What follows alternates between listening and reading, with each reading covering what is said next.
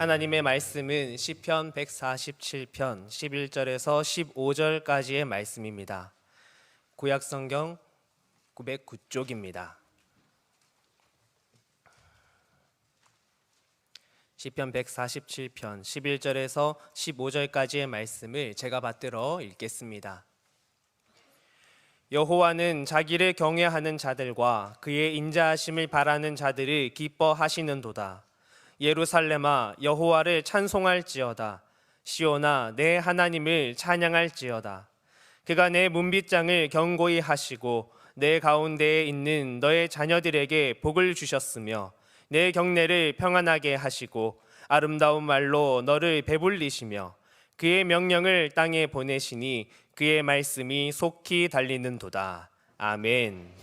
우리가 하나님 앞에서 경건한 삶, 우리 하나님을 섬기고 살면은 우리 하나님께서 우리와 함께 하십니다. 그리고 우리에게 매일매일 복된 삶을 허락해 주실 줄 믿습니다. 5월은 가정의 달입니다. 가정은 아무리 강조해도 지나치지 않기에 오늘 하나님을 경외하는 가정이라고 하는 제목으로 말씀 선포하겠습니다. 시편 147편은 바벨론 포로 귀환을 역사적 배경으로 하고 있습니다. 선민 이스라엘이 바벨론 포로에서 회복되자 회복의 은혜를 주신 하나님을 향하여 감사 찬양 올리고 있습니다. 그 가운데 오늘 본문은 회복의 은혜가 이스라엘 전체에서 이스라엘 백성 가정으로 확대되는 모습을 보여주고 있습니다. 본문을 중심으로 하나님을 경외하는 가정이 어떤 복을 받는지 말씀을 통하여 함께 나누고자 합니다. 첫째, 자녀들에게 복을 주십니다. 13절입니다. 그가 내 문빗장을 견고히 하시고 내 가운데 있는 너희 자녀들에게 복을 주셨으며, 자녀는 하나님의 유산이요 선물입니다.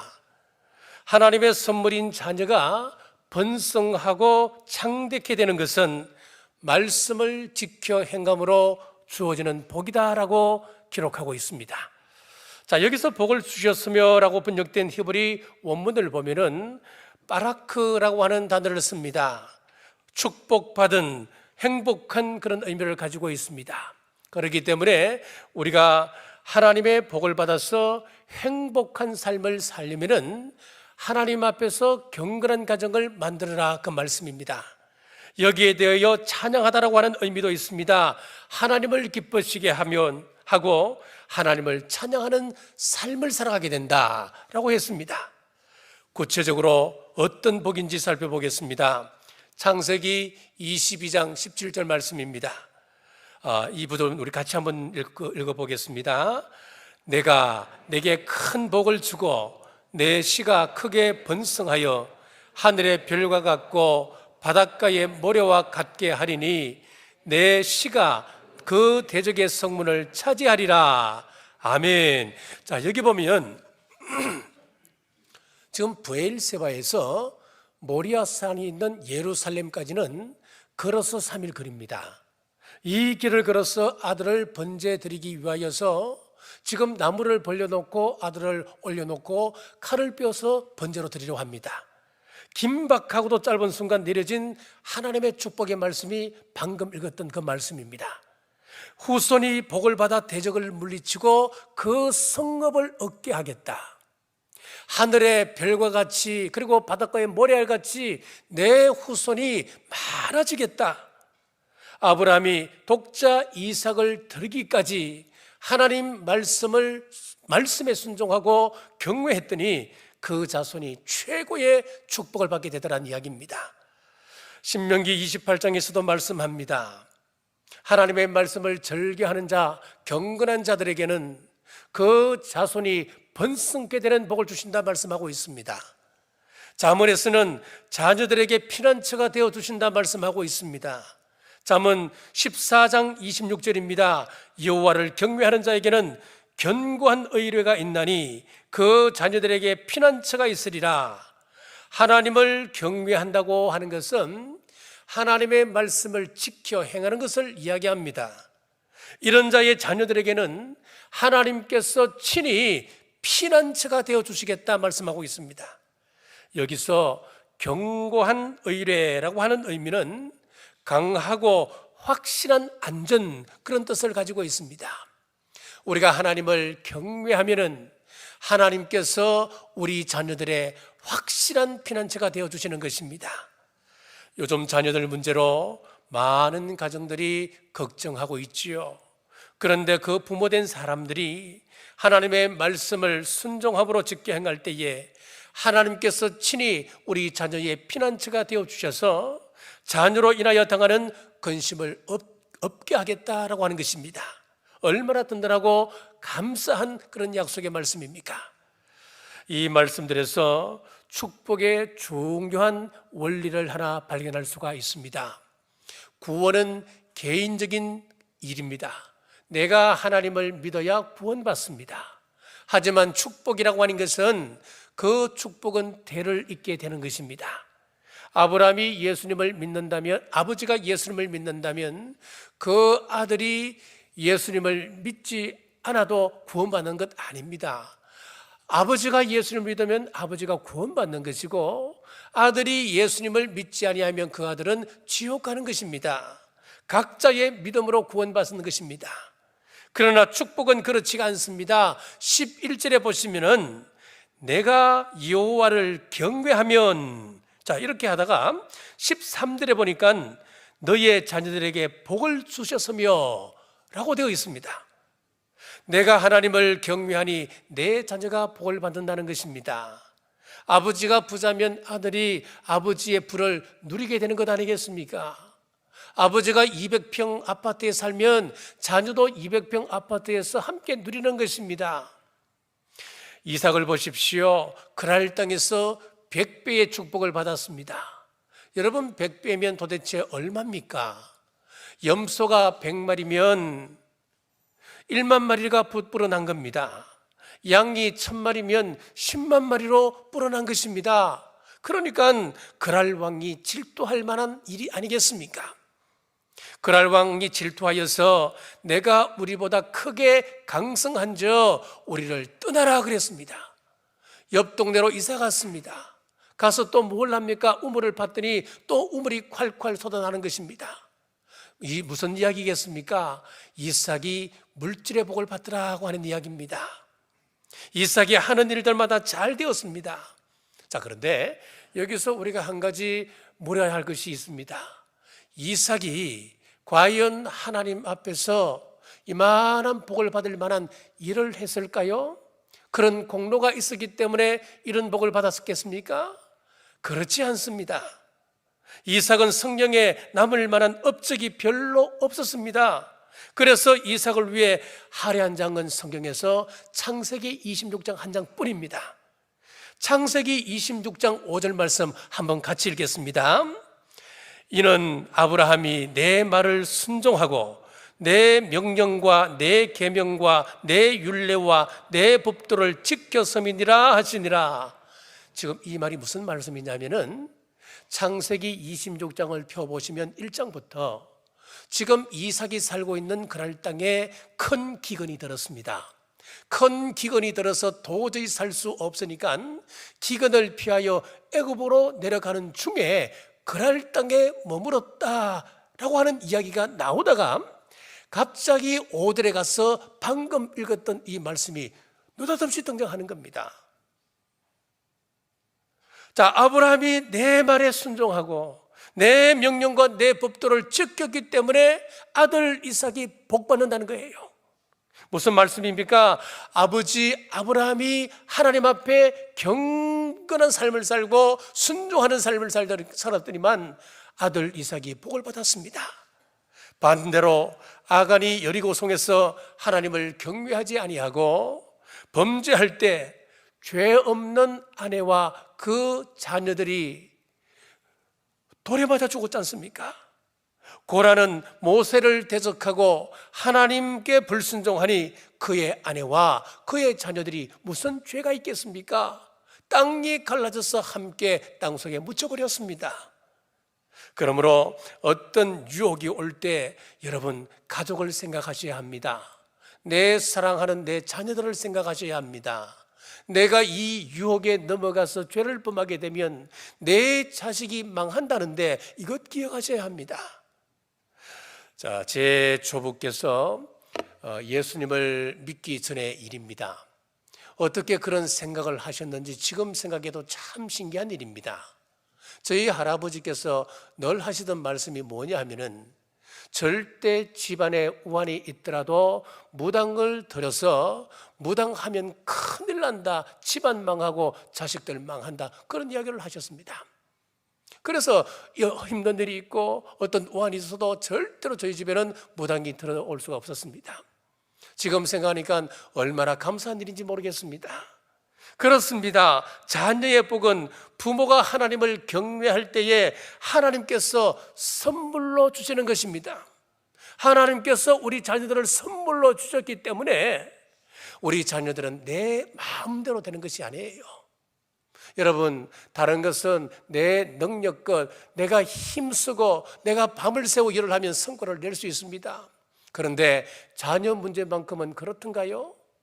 자녀 문제에 대해서 큰 소리 칠 만한 사람 있습니까? 아무도 없습니다. 그러므로 우리 자녀들 문제로 힘들어하는 가정이 보이거든 가십거리로 삼고 또 비난할 것이 아니라 그 가정을 위하여 기도해 주셔야 합니다. 왜 그렇습니까? 나도 내 자녀 문제로 똑같은 일을 당할 수 있기 때문에 그렇습니다. 세상 사람들이 자녀를 양육하는 일반적인 방법은 어떻습니까? 좋은 학원에 보냅니다. 좋은 음식을 먹입니다. 명품 브랜드 옷을 입힙니다. 자식 출세를 위해서라면 말도 안 되는 방법을 동원합니다. 거짓 서팩이라도 만들어서 입학시키고야 마는 것입니다. 지난주에 이제 서울에 가서 한 지인을 만났습니다. 식사를 함께 했었는데 제가 이런 질문을 했습니다.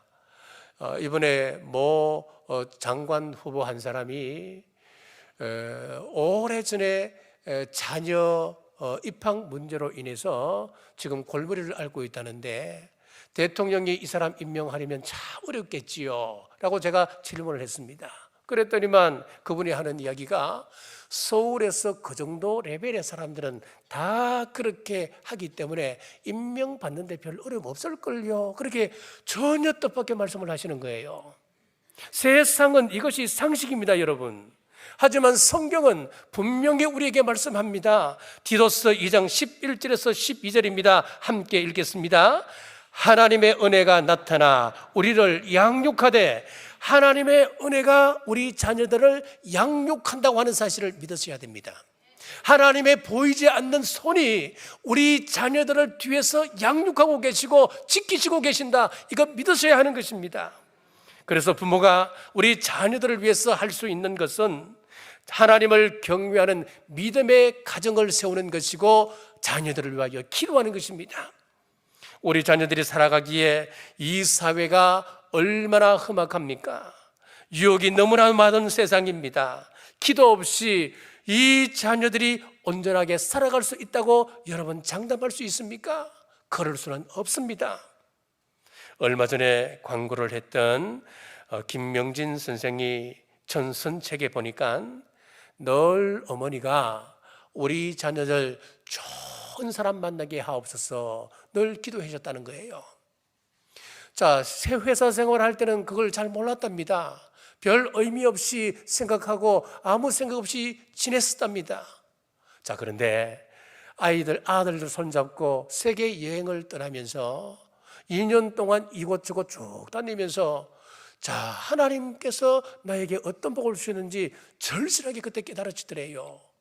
어머니의 기도대로 지금까지 단 한 번도 자기 곁에는 나쁜 사람이 없었다고 하는 것, 이제 깨달아지더라는 겁니다. 사랑하는 여러분, 우리 자녀들이 하나님의 은혜로 살아가도록 부모된 여러분들이 경건한 가정 만들기에 힘쓰시길 주님의 이름으로 축복합니다. 시편에서도 약속합니다. 의인의 자손은 걸식하지 않는다 그랬습니다. 시편 37편 25절 말씀입니다. 내가 어려서부터 늙기까지 의인이 버림을 당하거나 그의 자손이 걸식감을 보지 못하였도다. 하나님을 경외하는 자녀들은 하나님이 먹이신다, 하나님께서 끝까지 책임져 주신다라고 하는 약속입니다. 또 하나님을 경외하는 성도의 자녀들은 어린 감람나무 같게 해주신다 했습니다. 시편 128편 3절입니다. 내 집 안방에 있는 내 아내는 결실한 포도나무 같으며 내 식탁에 둘러앉은 자식들은 어린 감람나무 같으리로다. 여기서 감람나무라고 하는 것은 하나님의 성소 안에 서여지는 거룩한 기름, 감람두를 만드는 그 나무를 이야기합니다. 하나님을 경외하는 가정의 자녀는 하나님을 위하여 사용되어지고 하나님의 축복 속에 인생을 살아간다, 그 말씀입니다. 미국 버지니아에 존 영이라고 하는 흑인이 있었습니다.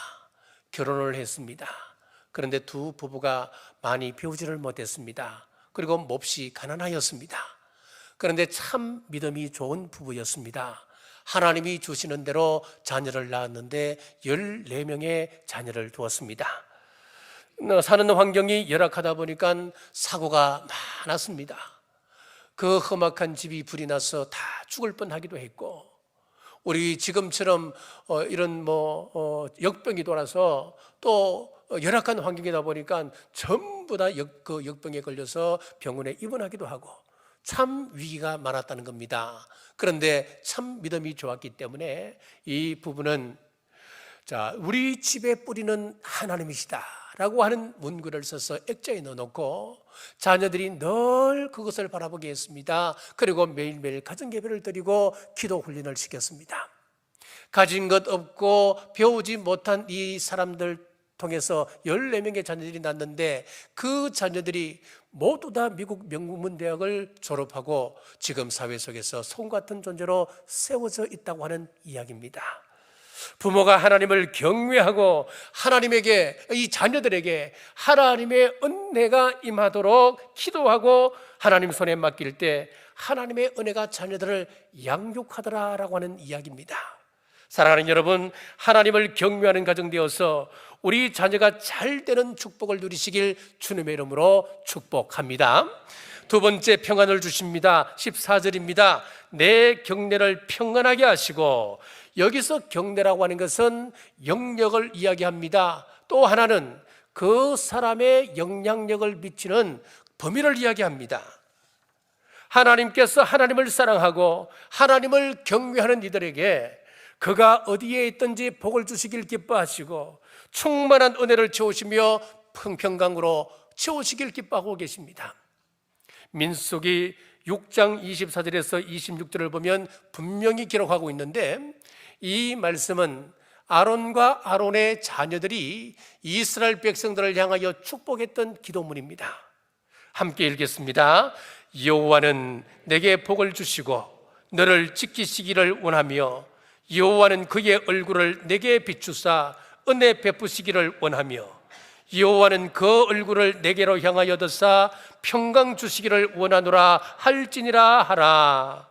아멘. 같은 맥락의 내용이 요한 3서 1장 2절에도 나옵니다. 늘 제가 여러분을 향하여 비는 축복의 기도이기도 하죠. 같이 한번 읽겠습니다. 사랑하는 자여, 내 영혼이 잘됨 같이 내가 범사에 잘되고 강건하기를 내가 간구하노라. 아멘. 그렇습니다. 하나님은 우리에게 축복 주시길 원하십니다. 우리에게 은혜와 평강 주시길 원하시고 계십니다. 우리 영혼이 잘되기를 바라시고 범사가 잘되고 형통하기를 기대하고 계십니다. 이 축복이 온 믿음의 가정을 향하여 지금도 계속되고 있습니다. 시편 127편 1절 중반절에 보시면은 여호와께서 성을 지키지 아니하시면 파수꾼의 깨어있음이 헛되도다 라고 했습니다. 흔히들 이런 말을 합니다. 성을 축성하는 것보다는 지키는 수성이 훨씬 어렵다라고 하는 말들을 많이 합니다. 지난 2021년 7월 3일 UN 무역개발회의 195개국이 만장일치로 우리 대한민국을 개발도상국에서 선진국으로 격상을 시켰습니다. 참 경사스러운 일이지요. 참 자랑스러운 일이라 할 수가 있습니다.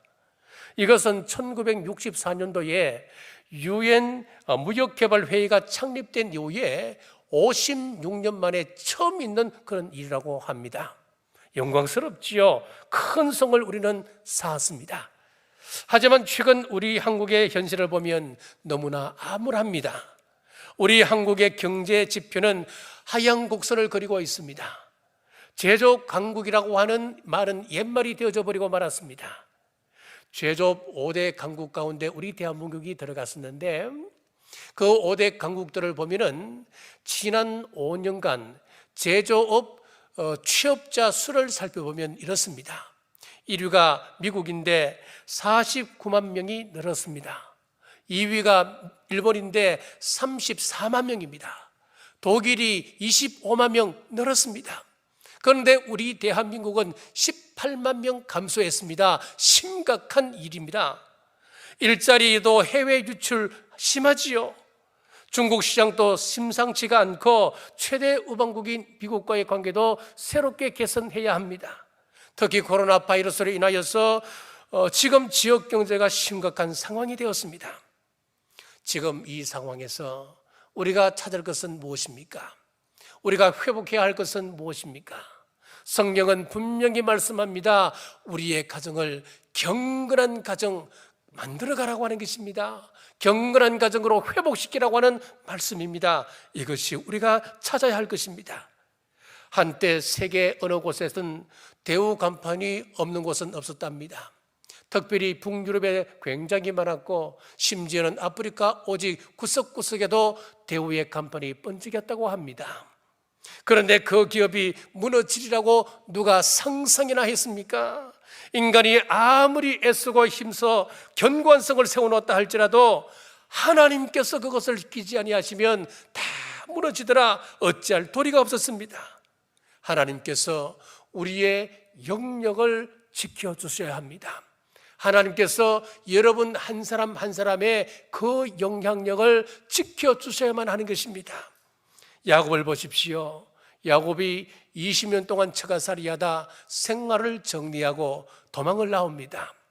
사흘 후에 외삼촌 라반이 그 사실을 알고 야곱을 죽이기 위하여 불꽃같이 추격합니다. 하나님께서 그를 만나는 하루 전날 이 라반을 찾아가서 하나님께서 무섭게 호되게 야단을 치시죠. 너는 야곱을 만나거든 선악간 아무 말도 하지 말아라. 호련한 라반이 야곱을 만나서 뭐하고 같이 나갑니까? 평화 언약을 맺고 그냥 사라지는 겁니다. 만일 하나님께서 지켜주지 않으셨다면 야곱은 외삼촌 라반에게 죽었을 것이고 그 많은 가축대들은 다 빼앗기고 말았을 것입니다. 평안과 관련하여서 시편 127편 2절에서도 말씀합니다. 여호와께서 그 사랑하시는 자에게는 잠을 주시는도다. 하나님을 경외하는 가정을 하나님께서는 사랑하십니다. 하나님께서 사랑하시면 잠을 주신다 그랬습니다. 잠을 주신다고 하는 것은 하나님께서 평안을 주신다고 하는 말씀이기도 합니다. 자, 평안은 하나님 주시는 은혜이기 때문에 예수님을 믿고 구원받은 가정만 영혼의 안식을 누리며 참된 평안을 누릴 수가 있습니다. 예수님을 믿지 않고 구원받지 못한 가정은 여전히 원수 마귀가 점령하고 오기 때문에 그 가정에는 하나님 주시는 참된 평화가 없습니다. 사랑하는 여러분, 하나님을 경외하는 가정 되어서 미움, 다툼, 시기, 질투가 아니라 평화를 전하는 평안이 넘치는 우리 가정들 되시길 주님의 이름으로 축복합니다. 셋째, 물질의 복을 주십니다. 14절 하반절입니다. 아름다운 밀로들을 배불리시며, 여기 배불리시며라고 번역된 히브리어는 만족하다, 충만하다, 채우다라고 하는 의미가 있습니다. 자, 이 단어는 사역 미완료형으로 기록되어져 있습니다. 사역 미완료형이라고 하는 것은 계속해서 진행되어 온다 그런 의미거든요. 지금 이 시대에도 하나님께서 우리에게 은혜를 주시는데 만족할 만큼 지속적으로 충분하게 채워주신다 그런 의미를 가지고 있습니다. 우리가 누리는 모든 것의 출처는 하나님이십니다. 그 하나님께서 하나님을 경외하는 그 가정의 장래까지 지속적으로 아름다운 밀로 채우신다, 물질적으로 채우신다, 그 말씀입니다. 다윗은 참으로 많은 환난을 겪었습니다. 목숨의 위협을 당하는 그런 어려움을 겪었던 사람이었습니다. 하지만 그 위기 속에서 하나님의 건지심과 늘 풍족한 은혜를 경험했습니다. 내가 사망의 엄침한 골짜기를 다니고 있습니다. 지금 먹을 것도 제대로 없습니다. 잘 곳이 제대로 없어서 광야에서 자고 동굴 속에서 잠을 자는 그런 형편이었지만은 그가 하나님 앞에 뭐라고 고백했습니까? 원수의 목전에서 상을 차려주십니다. 내 잔이 철철 넘칩니다. 그렇게 고백하지 않습니까? 다윗이 지금 그런 고백을 할 처지가 됩니까? 천만의 말씀이지요. 그런 고백할 상황이 아니었습니다. 지난 토요일 결혼식을 마치고 은퇴 장로님 한 분과 차를 타고 이제 교회로 돌아오면서 이런 이야기 저런 이야기를 하다가 은퇴 장로님께서 이런 말을 하셨습니다. 참 지금 우리는 부족함 없이 모든 것을 누리고 삽니다. 그런 말씀을 하셨어요. 제가 그 말씀을 듣고 정신이 번쩍 드는 겁니다. 그리고 그 말씀을 듣는 순간 다시 한번 감사를 쭉 한번 돌아와서 생각해 보게 되었습니다. 전쟁도 없습니다. 보릿고개도 없습니다. 오늘 입을 것, 오늘 먹을 것 여러분 걱정하십니까? 오늘 잘 집이 없어서 여러분 걱정하십니까? 아니지요. 그러면 우리는 풍족한 것입니다. 이것도 없어도 우리가 감사해야 되는데 참으로 많은 것을 누리는 나는 참 부자구나, 풍족하구나, 그것을 깨닫고 하나님 앞에 다시 한번 감사했던 그런 적이 있습니다. 여러분 시편 23편 5절에 보십시오. 주께서 내 원수의 목전에서 내게 상을 차려주시고 그랬잖아요. 또 기름으로 내 머리에 부으셨으니 내 잔이 넘치나이다. 다윗의 고백입니다. 죽음 앞에서 하는 고백이었단 말이에요. 또한 그는 여호와를 찾는 자, 즉 하나님을 경외하는 자에게는 모든 좋은 것에 부족함 없도록 해주시겠다 했습니다. 시편 34편 10절입니다. 같이 한번 읽겠습니다. 젊은 사자는 궁핍하여 줄일지라도 여호와를 찾는 자는 모든 좋은 곳에 부족함이 없으리로다. 아멘. 이를 확신한 다윗은 어떤 상황에서도 하나님을 구하고 하나님을 경외하는 삶을 살고자 했습니다. 하나님을 경외할 때에 하나님께서도 다윗과 함께 하셔서 약속대로 모든 것을 채워주심으로 다윗이 점점 강성하여 갔다라고 성경은 기록하고 있습니다. 사무엘하 5장 10절입니다. 만군의 하나님 여호와께서 함께 계시니 다윗이 점점 강성하여 가니라. 사랑하는 여러분, 우리도 하나님을 경외하는 가정 세우고자 힘쓰십시오. 그러면 우리 가정에도 아름다운 밀로 충만하게 채우시고 필요를 채워주십니다. 이것은 우리나라 근현대사를 보시면 여실히 입증해 줍니다. 우리 한국은 20세기를 전후하여서 일제의 국권 침탈과 6.25 사변 등으로 인하여서 완전히 초토화되어 소망 없는 나라였습니다. 하지만 지금 어떤가요? 올해 2022년 1인당 GDP가 얼마냐? 우리 대한민국이 3만 5천 불이고 일본이 3만 6천 불입니다. 일본을 바로 턱 밑에까지 추격하고 있습니다. 기적 같은 일이 아니겠습니까? 엄청난 경제 성장을 이루었습니다. 이를 무엇으로 설명할 수 있을까요? 선교사들이 이 땅에 뿌린 피와 한국 교회 믿음의 선조들의 순수하고도 헌신적인 신앙의 결과라고 저는 믿습니다. 제가 이렇게 확신을 가지고 말씀드리는 이유가 있습니다. 학개서 1장 6절입니다. 우리 같이 한번 읽어볼까요? 너희가 많이 뿌릴지라도 수확이 적으며 먹을지라도 배부르지 못하며 마실지라도 흡족하지 못하며 입어도 따뜻하지 못하며 일꾼이 삭설 받아도 그것을 구멍 뚫어진 전대에 넣음이 되느니라. 아멘. 자, 여러분, 수입이 많다고 행복한 것 아니라는 이야기입니다. 여러분들이 돈을 많이 버신다고 그것 행복한 것 아니라는 이야기입니다. 지금 학계 선지자가 이 말씀에서 하고 본 말씀은 뭐냐면은 우리의 수입보다는 우리의 지출 관리가 훨씬 중요하다는 이야기입니다. 한번 보십시오. 우리 돈을 아무리 많이 벌어도 구멍 뚫어진 전대처럼 그 돈이 술술술 다 빠져나가 버린다면은, 그래서 통장은 마이너스 통장이 되었다. 그러면은 노동의 진정한 의미를 우리가 어떻게 찾을 수 있겠습니까? 하나님이 함께하는 가정은 어떠냐 하니까 수입이 많지 않을 수 있습니다. 수입이 적을 수도 있습니다. 하지만 자기의 능력대로 일하는데 하나님께서 그 손에 복을 주시다라는 거예요. 하나님께서 많은 돈을 주시는 것은 아니었지만은 그 얼마 되지 않는 돈으로 가족이 함께하며 그 속에서 화목을 누리고, 통장에 하나님께서 돈이 조금씩 모이도록 해주시는 거예요. 왜? 지출에 나간 것이 없도록 만들어 주시니까. 수고한 대로 정직한 열매를 누리도록 만들어 주신다고 하는 것입니다. 하나님을 경외할 때 아름다운 밀로 채우시는 은혜가 오늘 우리 가정에도 있기를 주님의 이름으로 축복합니다. 말씀을 맺겠습니다. 사랑하는 여러분, 여러분의 가정을 하나님을 경외하는 가정으로 세우십시오. 하나님께서는 하나님을 경외하는 이들에게 복을 주셨는데 여러분 자녀들에게 복을 주십니다. 평안의 복을 주십니다. 그리고 물질적으로 어렵지 않도록 만들어 주십니다. 지금 우리는 힘든 나날을 보내고 있습니다. 5월 가정의 달을 맞이하여서 우리의 신앙을 점검해 보십시오. 하나님 경외 신앙을 굳건하게 하셔서 오늘 주어진 그 약속의 말씀 다 받아 누리는 우리 남부의 권속들 되시길 주님의 이름으로 축복합니다. 기도하겠습니다. 하나님 아버지, 이 땅에 가정을 주시고 사랑하며 천국을 이루게 하심 감사합니다. 하나님께서는 자기 백성을 사랑하시고 하나님을 경외하는 이들에게 늘 복을 주시는 분이십니다.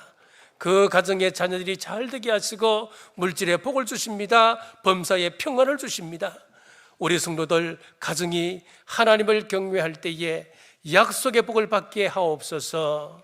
다시 오실 예수님 이름으로 간절히 기도드리옵나이다. 아멘.